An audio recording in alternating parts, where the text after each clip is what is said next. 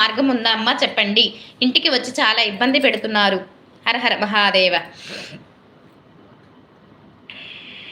జయభవాని స్వామి. హర హర మహాదేవ. జయభవాని, మీరు నారికేళ్ల దీపాన్ని 5 సోమవారాలు ఖచ్చితంగా పెట్టండి ఇంట్లో, సరేనా? ఒక టెంకాయ కొట్టి 3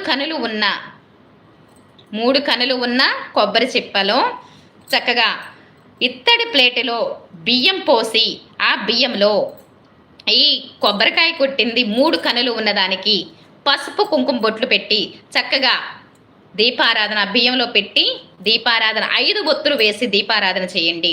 అలాగే 3 నూనెలు నారికేళ జ్యోతిలో 3 నూనెలు పొయ్యండి.